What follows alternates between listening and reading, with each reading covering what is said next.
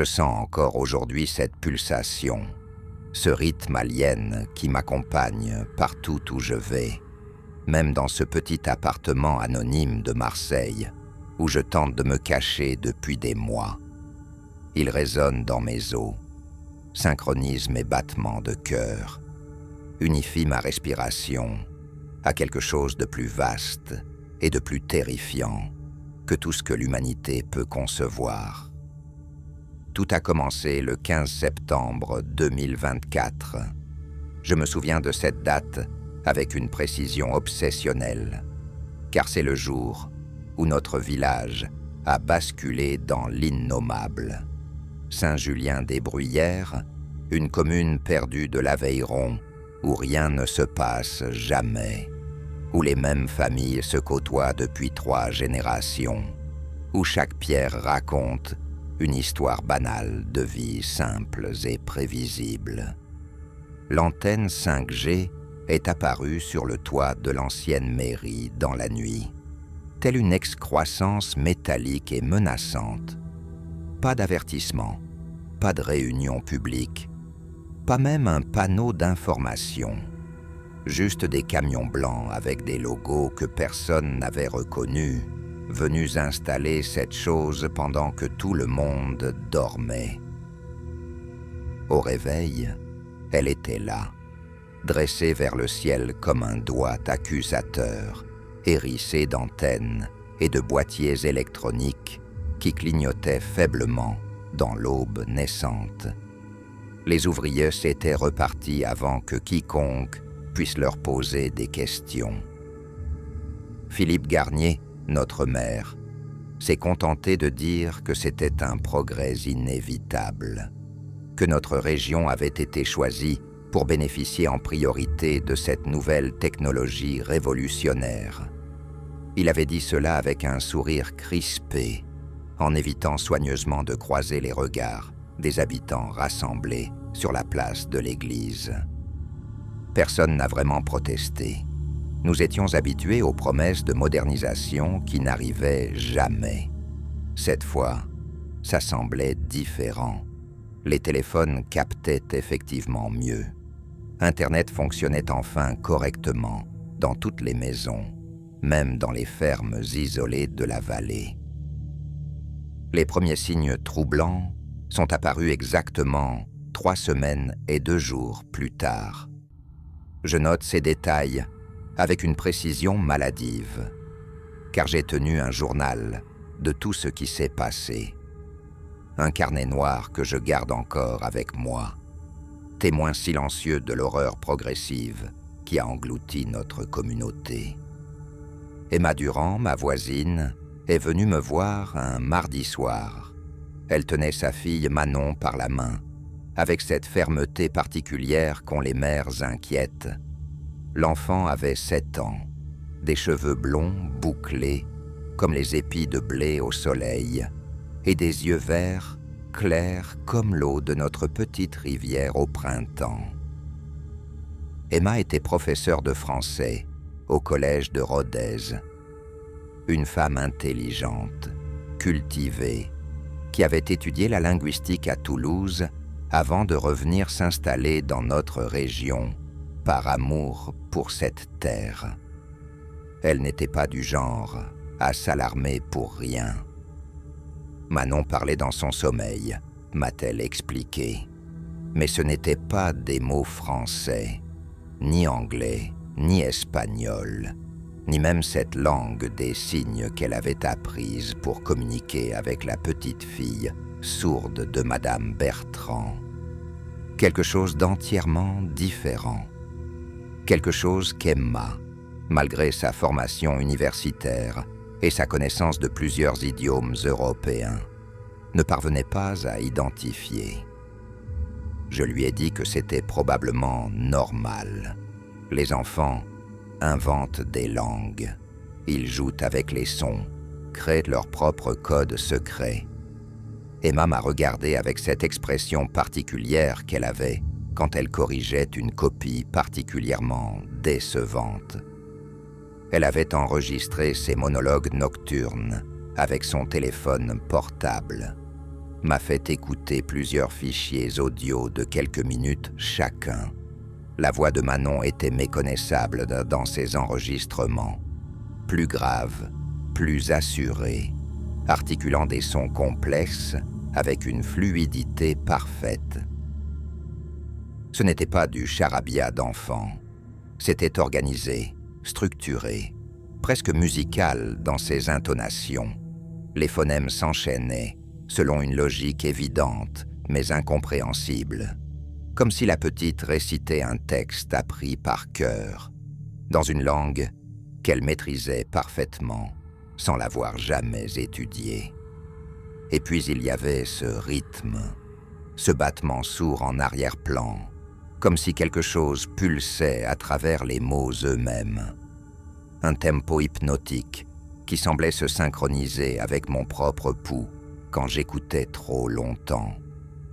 Emma m'a dit qu'elle avait tenté de réveiller Manon pendant une de ses séances nocturnes. L'enfant avait ouvert les yeux, l'avait regardée avec une expression vide, puis s'était remise à parler dans cette langue inconnue pendant encore plusieurs minutes avant de retomber dans un sommeil profond. Au matin, elle ne gardait aucun souvenir de ces épisodes. Les jours suivants, d'autres parents sont venus me voir. J'étais institutrice à la retraite depuis 5 ans. 43 ans d'enseignement dans cette même école, à voir grandir 3 générations d'enfants du village. Les gens me faisaient confiance, me considéraient comme une référence en matière d'éducation et de développement infantile.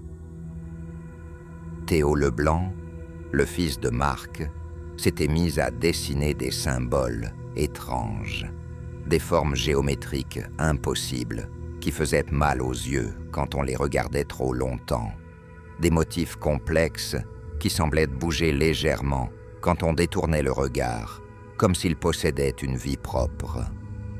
Marc m'a apporté plusieurs de ses dessins, des feuilles entières couvertes de lignes entrelacées, de spirales brisées, de polygones aux angles inconcevables.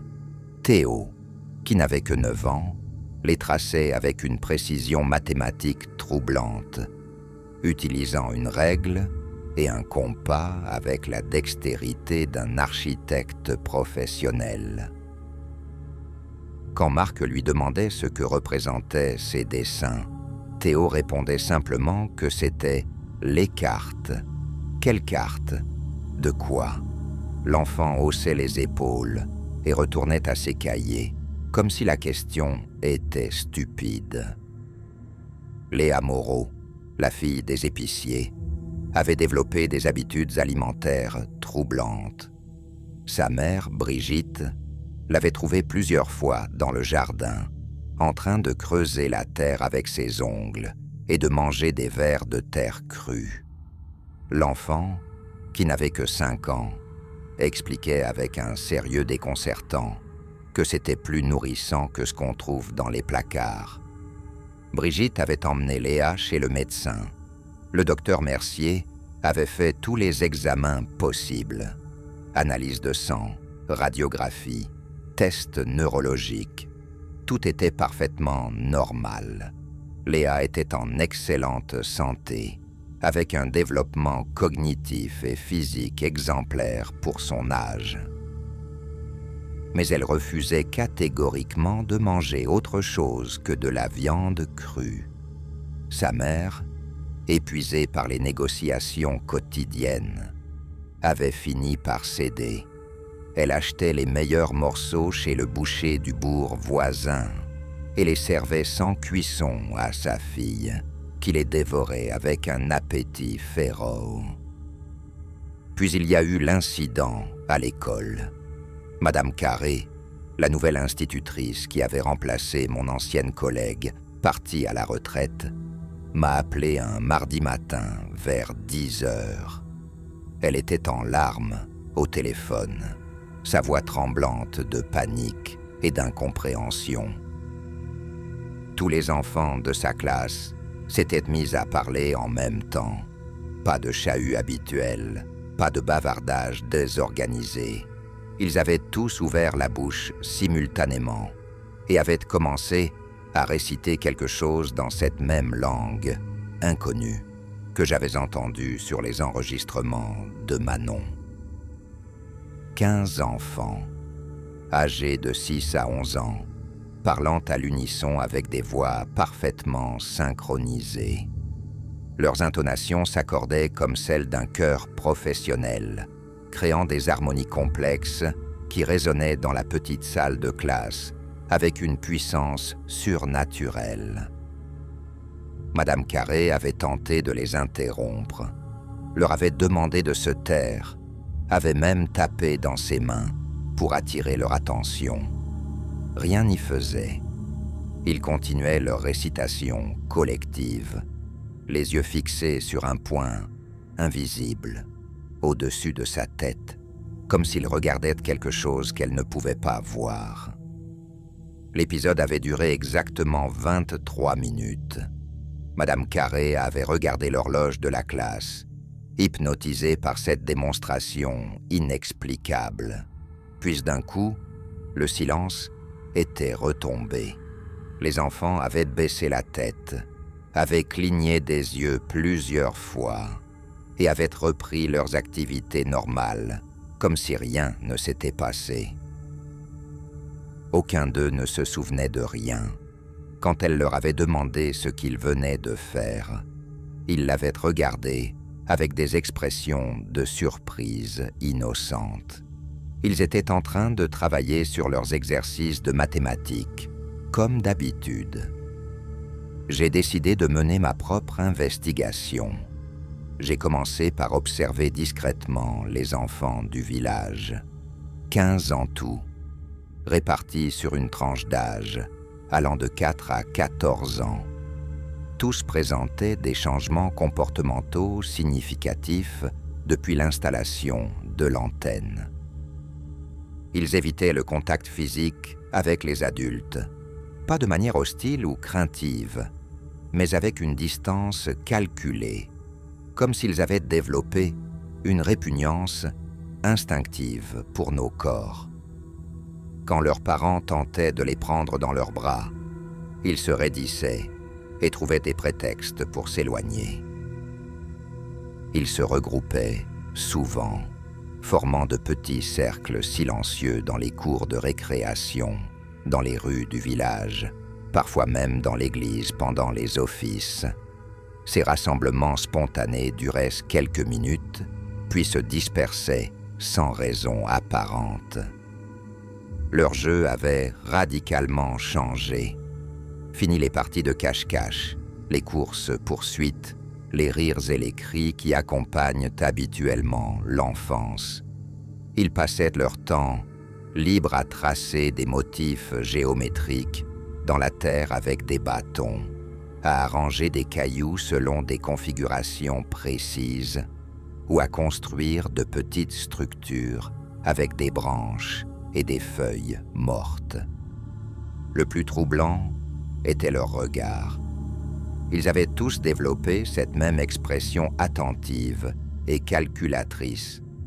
Leurs yeux bougeaient constamment, évaluant, analysant, mesurant tout ce qui les entourait, comme s'ils cartographiaient mentalement chaque détail de leur environnement, dans un but précis, mais incompréhensible. J'ai tenté d'en parler au maire. Philippe Garnier m'a reçu dans son bureau de l'hôtel de ville, un espace étriqué encombré de dossiers administratifs et de photos officielles. Il m'a écouté poliment, prenant quelques notes sur un bloc-notes, hochant la tête avec une bienveillance paternaliste. Quand j'ai terminé mon exposé, il m'a expliqué que les enfants traversaient probablement une phase normale d'adaptation. Le stress de la rentrée scolaire, les bouleversements liés aux nouvelles technologies, les mutations naturelles de l'enfance. Il m'a conseillé de consulter un psychologue si mes inquiétudes persistaient. Le psychologue le plus proche exerçait à Rodez, dans un cabinet moderne, aux murs blancs et aux meubles scandinaves. Le docteur Mercier m'a reçu un jeudi après-midi, me faisant asseoir dans un fauteuil inconfortable, face à son bureau parfaitement rangé. Je lui ai raconté mes observations méthodiquement, en m'appuyant sur les notes de mon carnet noir. Il a pris des notes à son tour, me posant des questions précises sur les dates, les durées, les contextes. Son approche était professionnelle, mais je sentais dans son regard cette distance clinique qu'adoptent les psychiatres face aux cas qu'ils jugent problématiques. Il m'a parlé d'hystérie collective, de suggestions, de peurs irrationnelles, liées au progrès technologique. Il a évoqué les théories du complot qui fleurissent autour des nouvelles technologies de communication. Il m'a prescrit des anxiolytiques et m'a recommandé de limiter mes interactions avec les familles du village. Je n'ai pas pris les médicaments. J'avais 68 ans et toute ma tête. 43 ans d'expérience professionnelle m'avaient appris à faire la différence entre l'imagination et la réalité. Ce que j'observais n'était pas le produit de fantasmes séniles.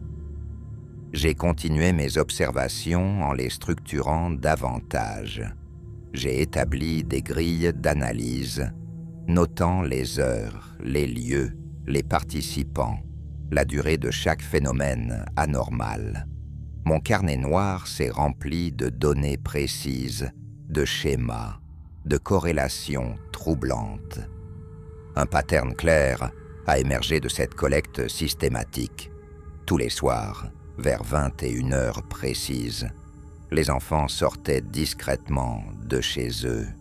Pas tous en même temps, mais selon un ordre apparent. D'abord Manon, puis Théo, puis Léa, puis les autres, selon une séquence qui ne variait jamais. Ils convergeaient vers le petit bois de chêne, derrière l'église, un bosquet d'une dizaine d'hectares, où nous avions l'habitude de ramasser des champignons à l'automne.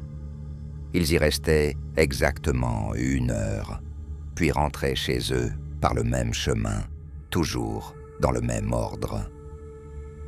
Leurs parents ne s'apercevaient de rien. Les enfants avaient perfectionné un système d'évasion nocturne d'une sophistication remarquable. Oreillers glissés sous les couvertures pour simuler une présence, fenêtres ouvertes, en silence, déplacements furtifs dans les rues endormies du village. J'ai décidé de les suivre. Un jeudi soir, vers 20h45, je me suis installé derrière le vieux chêne qui marque l'entrée du bois. J'avais emporté ma lampe de poche, mais je ne l'ai pas allumée. La lune était presque pleine et fournissait une luminosité suffisante. Les enfants sont arrivés selon leur séquence habituelle. Manon d'abord, marchant d'un pas assuré dans l'obscurité, comme si elle connaissait le chemin par cœur. Puis Théo, puis les autres, jusqu'à ce que les 15 soient rassemblés dans la clairière centrale. Ils ont formé un cercle parfait, se plaçant à égale distance les uns des autres, avec une précision géométrique troublante. Puis ils ont commencé à parler, tous ensemble d'une seule voix, dans cette langue étrange que j'avais entendue sur les enregistrements d'Emma. Mais cette fois, l'expérience était différente. L'acoustique naturelle de la clairière amplifiait leur voix, créant des résonances complexes qui semblaient faire vibrer l'air autour d'eux. Les harmonies qu'ils produisaient étaient d'une beauté surnaturelle, comme si 15 instruments parfaitement accordés jouaient une partition céleste. Et il y avait ce rythme, cette pulsation sourde que j'avais perçue en arrière-plan des enregistrements, Mais ici, dans ce cadre naturel, elle prenait une ampleur terrifiante. Elle semblait émaner de partout à la fois, de la terre sous mes pieds, de l'air que je respirais, du sang qui circulait dans mes veines. Les enfants ont levé leur visage vers le ciel, vers l'antenne 5G qui brillait faiblement dans l'obscurité, ses voyants rouges clignotant selon un rythme qui semblait synchronisé avec leur récitation collective. Leurs expressions avaient changé. Plus rien d'enfantin dans leurs traits. Quelque chose d'ancien, de patient, d'implacablement intelligent. J'ai voulu m'approcher pour mieux comprendre ce qu'ils disaient, mais mes jambes refusaient de bouger. Une terreur primitive me clouait derrière mon arbre, cette peur instinctive que nos ancêtres chasseurs-cueilleurs devaient ressentir face aux dangers de la nuit. Mon corps me hurlait de fuir avant qu'il ne soit trop tard. La récitation a continué pendant exactement 37 minutes. Je le sais parce que j'ai regardé ma montre plusieurs fois, mes mains tremblant tellement que j'avais du mal à lire les aiguilles phosphorescentes dans l'obscurité. Puis d'un coup, le silence est retombé. Les enfants ont baissé la tête simultanément, ont rompu leur cercle parfait et se sont dispersés aussi silencieusement qu'ils étaient venus. En quelques minutes, la clairière était vide, ne gardant aucune trace de ce rassemblement inexplicable. Je suis resté caché encore une demi-heure, le temps que mes jambes retrouvent leur solidité et que ma respiration redevienne normale. Puis je suis rentré chez moi, d'un pas chancelant, l'esprit en ébullition face à ce que je venais de witness. J'ai bu un grand verre de cognac pour calmer mes nerfs, puis je me suis assise à ma table de cuisine pour noter tout ce que j'avais observé. L'écriture dansait devant mes yeux. Mes mains ne voulaient pas s'arrêter de trembler, rendant ma calligraphie habituelle pratiquement illisible. Le lendemain matin, j'ai appelé Emma Durand. Je voulais lui parler de ce que j'avais vu, partager mes inquiétudes avec quelqu'un qui pourrait comprendre la gravité de la situation. Sa voix au téléphone était différente, distante, polie, mais d'une froideur inhabituelle. Elle m'a dit que Manon allait très bien, qu'elle avait arrêté de parler dans son sommeil, que tous ces phénomènes étranges appartenaient au passé. Elle m'a remercié pour mon inquiétude, mais elle avait du travail et devait raccrocher rapidement. J'ai essayé de joindre Marc Leblanc. Même réaction. Théo n'avait plus aucun problème comportemental. Il avait arrêté de dessiner ces symboles bizarres et s'intéressait maintenant aux activités normales de son âge. Marc s'excusait de m'avoir dérangé avec des inquiétudes ridicules. En l'espace d'une nuit, tous les parents avaient changé d'avis. Ou plutôt, ils avaient été convaincus de changer d'avis par une force que je commençais à entrevoir sans oser la nommer. J'ai compris que j'étais désormais seul à voir ce qui se passait réellement, seul à me souvenir des anomalies que tout le monde semblait avoir oubliées ou choisi d'ignorer. J'ai continué mes observations nocturnes, malgré la peur. Les enfants avaient modifié leur comportement après m'avoir repéré cette première nuit. Ils changeaient d'horaire, variaient les lieux de rendez-vous, utilisaient des chemins différents, mais leur réunion continuait. Je les ai suivis jusqu'à la vieille carrière abandonnée, à 2 kilomètres du village, jusqu'aux ruines de l'ancien moulin sur la berge de la rivière, jusqu'au sommet de la colline où se dressait autrefois un calvaire médiéval. Partout, ils reproduisaient le même rituel, le cercle parfait, la récitation collective, les visages levés vers l'antenne qui pulsait dans l'obscurité. Pire encore, ils me surveillaient. Je les voyais parfois, postés au coin des rues, quand je sortais faire mes courses au petit supermarché. Ils ne se cachaient même pas, me regardant avec cette patience infinie que je leur connaissais maintenant, comme des scientifiques étudiant un spécimen intéressant. Un matin, j'ai trouvé des symboles tracés dans la terre de mon jardin. Les mêmes formes géométriques, impossibles que Théo dessinait auparavant. Elles entouraient ma maison en formant un motif complexe que mon cerveau refusait de comprendre complètement. Regarder ces tracés trop longtemps me donnait des maux de tête violents. J'ai tout effacé avec un râteau, bouleversant soigneusement chaque ligne, chaque courbe, chaque angle. Le lendemain matin, les symboles étaient revenus, plus nombreux, plus complexes, gravés plus profondément dans la terre, comme si quelque chose de très lourd les avait imprimés durant la nuit. J'ai installé un système de surveillance rudimentaire, 4 caméras de sécurité bon marché que j'ai commandées sur Internet, alimentées par des batteries rechargeables. Je les ai dissimulées autour de ma propriété, espérant découvrir qui venait dessiner ces choses pendant mes heures de sommeil. Les enregistrements ne montraient rien. Mon jardin vide, sous la lueur de la lune, quelques chats errants, parfois un renard en maraude. Mais au matin, les symboles étaient toujours là, plus élaborés, formant maintenant des motifs tridimensionnels qui semblaient défier les lois de la perspective. C'était comme s'ils apparaissaient spontanément, comme si la Terre elle-même les créait, selon une volonté qui lui était extérieure. J'ai décidé de faire des recherches sur l'antenne 5G. J'ai passé des heures sur Internet, explorant les sites officiels, les forums techniques, les articles de presse locale. L'installation avait été approuvée par toutes les autorités compétentes.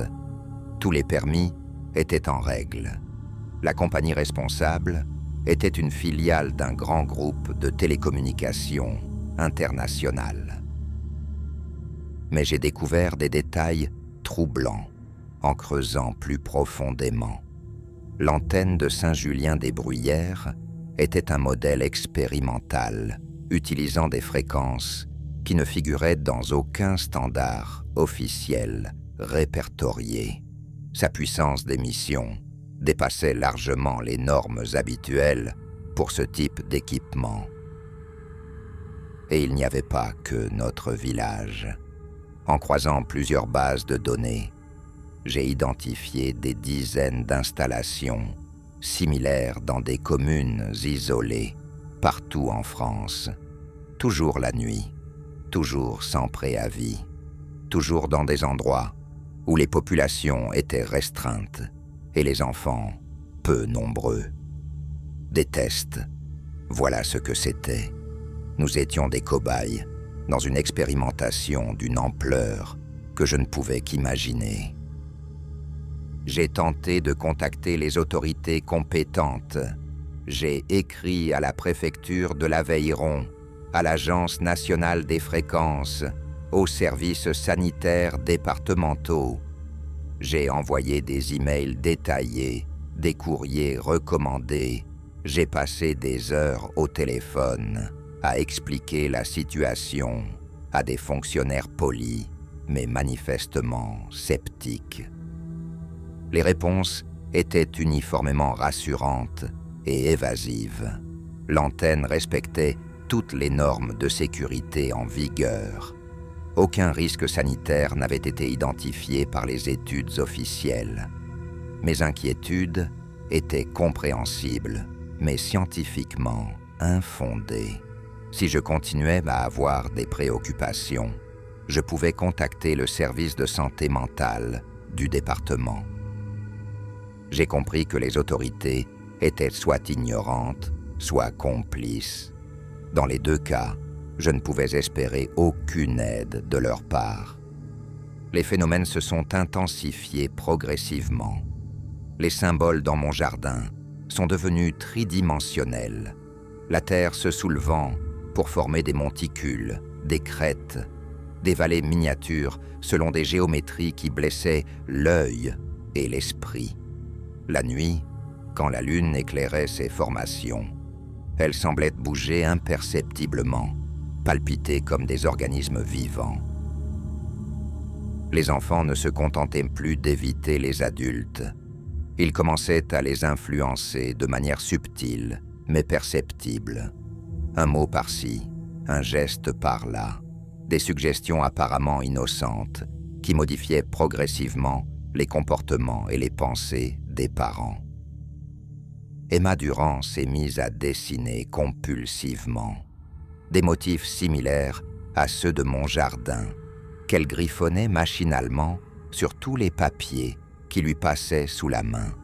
Ses copies d'élèves, ses bulletins administratifs, même ses listes de courses, portaient ces traces géométriques troublantes. Marc Leblanc a réaménagé sa cour selon un schéma précis, disposant ses pots de fleurs, ses outils de jardinage, même sa voiture, selon un pattern géométrique qui créait un ensemble harmonieux mais dérangeant. Quand je lui ai demandé pourquoi il avait fait ces changements, il m'a répondu que c'était plus pratique, plus esthétique. Il ne voyait rien d'anormal dans cette configuration. Madame Carré a modifié la disposition des pupitres dans sa classe, abandonnant les traditionnelles rangées parallèles pour une configuration en spirale qui donnait le vertige.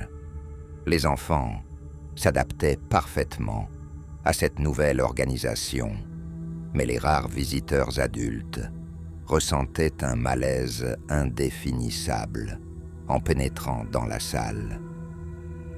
Tous prétendaient que c'étaient leurs propres idées. Tous niaient avoir été influencés par qui que ce soit.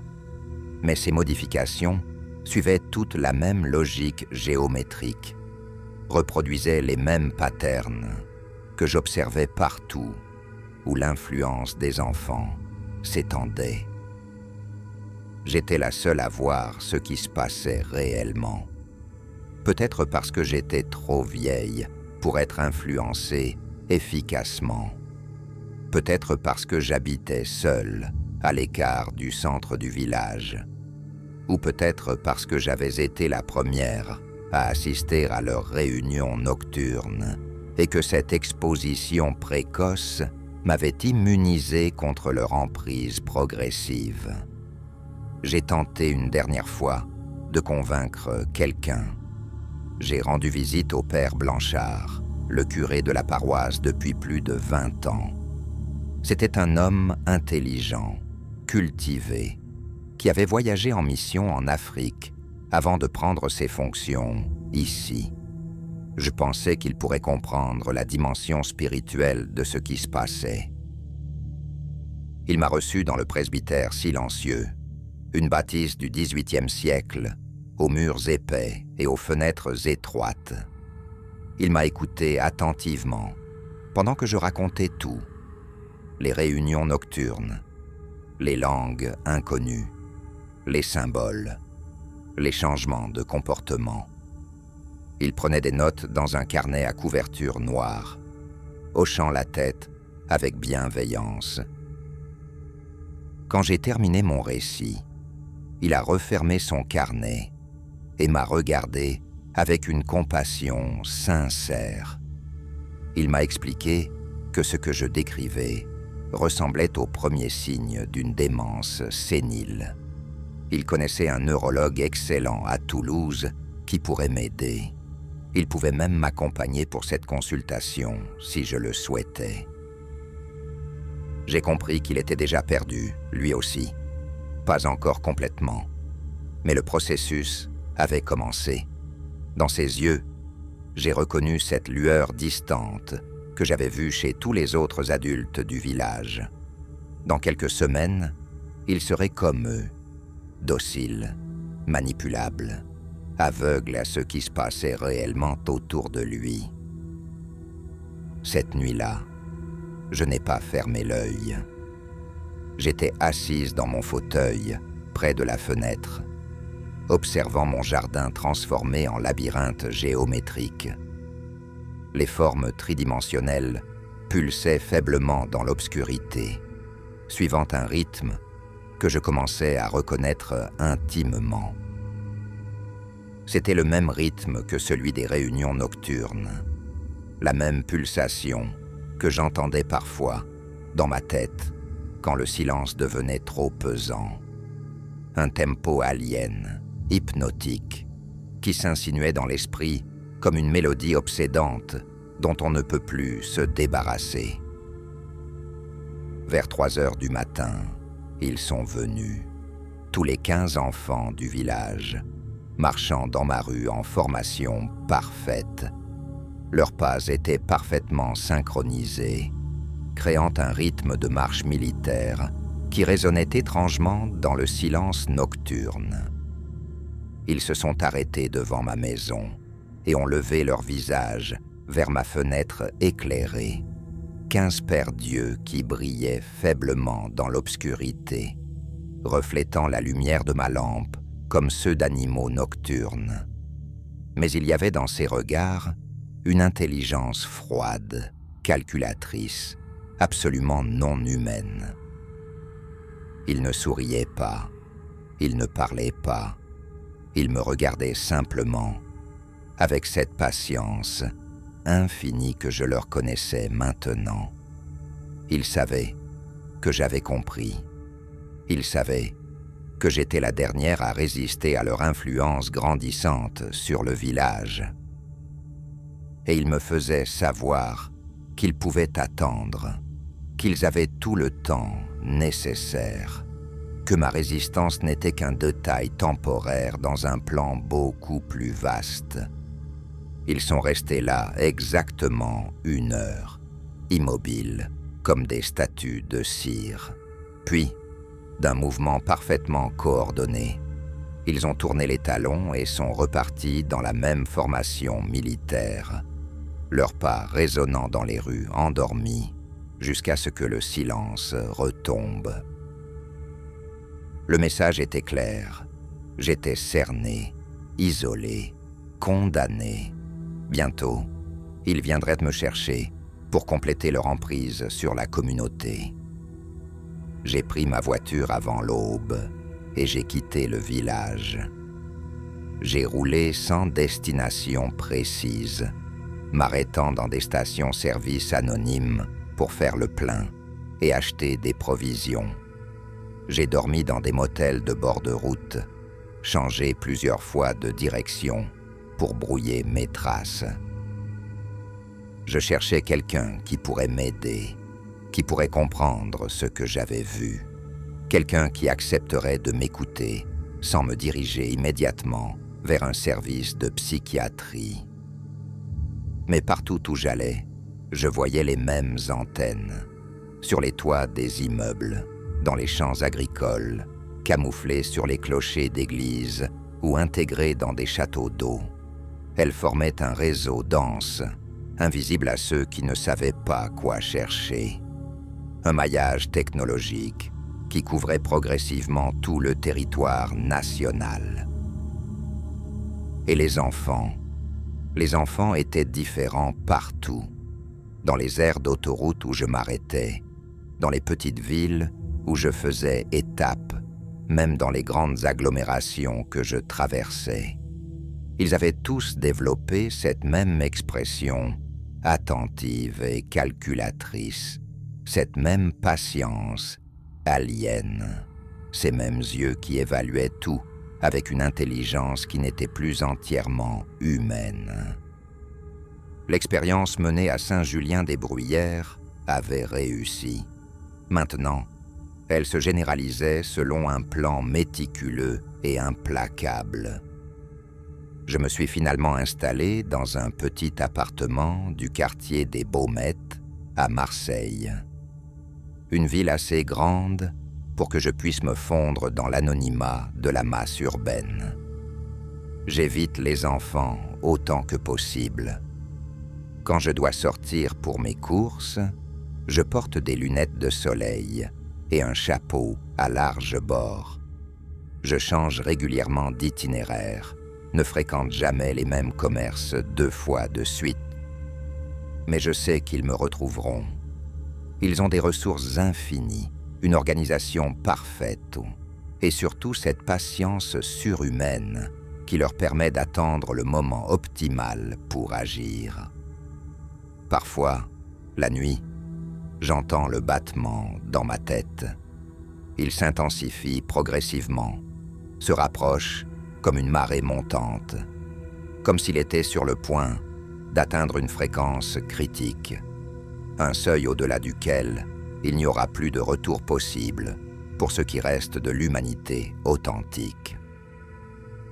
Les gens autour de moi commencent à changer, subtilement d'abord, puis de manière plus visible. Ma voisine de palier dessine des motifs géométriques sur ses cahiers de course. Le boulanger du coin arrange ses viennoiseries selon des configurations qui font mal aux yeux. Les employés de la poste tapent sur leur clavier selon un rythme hypnotique qui résonne étrangement dans le hall silencieux. Même la météo semble affectée. Les nuages se forment selon des patterns inhabituels, créant dans le ciel de Marseille des figures géométriques qui évoquent les symboles tracés autrefois dans mon jardin de Saint-Julien-des-Bruyères. La contagion se répand, ville par ville, quartier par quartier, esprit par esprit. L'influence alienne s'étend comme un virus invisible, transformant l'humanité de l'intérieur sans que personne ne s'en aperçoive vraiment. Et moi, je suis la dernière à voir ce qui se passe réellement. La dernière à me souvenir de ce qu'était l'humanité avant cette invasion silencieuse. La dernière à résister à cette influence qui modèle progressivement notre espèce selon un dessein incompréhensible. Hier soir, en rentrant de mes courses, j'ai croisé une petite fille dans l'escalier de mon immeuble. Elle devait avoir 6 ou 7 ans, avec des cheveux châtains et des yeux d'un bleu trop parfait. Elle portait une robe rouge et des chaussures vernies qui brillaient sous l'éclairage blafard du hall d'entrée. Elle m'a souri et m'a fait un petit signe de la main, comme le font tous les enfants polis. Mais ses yeux avaient cette lueur que je connaissais trop bien, cette intelligence alienne, cette patience infinie, cette évaluation constante de tout ce qui l'entourait. Elle m'a regardé comme on regarde un puzzle presque terminé, auquel il ne manque plus qu'une seule pièce pour être complet. La dernière pièce, moi. Elle s'est éloignée en sautillant, montant les escaliers vers les étages supérieurs, avec cette démarche guillerette qu'affichent tous les enfants. Mais son ombre projetée sur le mur ne bougeait pas comme celle d'un enfant normal. Elle ondulait, se déformait, formait des motifs géométriques impossibles qui faisaient mal aux yeux et à l'âme. Et dans ma tête, le battement s'est fait plus fort, plus régulier, plus proche de cette fréquence critique qui marquera la fin de mon humanité résiduelle. Ils savent où je suis, maintenant. L'attente touche à sa fin. Bientôt, très bientôt, j'entendrai leurs petits pas dans l'escalier de mon immeuble. Leurs petits poings qui frapperont à ma porte avec une politesse terrifiante. Leurs voix d'enfants qui m'appelleront par mon nom, qui me demanderont gentiment de les rejoindre dans leur nouveau monde parfaitement ordonné. Cette nuit peut-être, ou demain, ou dans quelques jours, Le moment exact n'a pas d'importance. Ce qui compte, c'est que je sais que je ne pourrai pas résister éternellement. Parce qu'au fond, une partie de moi commence à comprendre leur logique, leur efficacité, la beauté froide et mathématique de leur organisation parfaite. Une partie de moi commence à entendre la mélodie cachée dans ce battement incessant, à voir la cohérence supérieure dans ces motifs géométriques qui parsèment maintenant mon existence, à accepter que l'évolution ait parfois besoin d'un petit coup de pouce externe pour franchir le pas suivant de son développement. Le battement résonne maintenant jusque dans mes os, synchronise les pulsations de mon cœur malade, guide le rythme irrégulier de ma respiration, de vieille femme fatiguée. Il m'apprend une nouvelle façon d'être vivante, une façon qui n'est plus tout à fait humaine, mais qui pourrait bien être tellement mieux, tellement plus efficace, tellement plus harmonieuse, tellement plus adaptée au monde qui vient. Un monde où l'humanité aura enfin évolué vers quelque chose de supérieur, quelque chose qui gardera nos visages, nos souvenirs, nos habitudes, mais qui sera animé par une intelligence infiniment plus vaste et plus sage que la nôtre.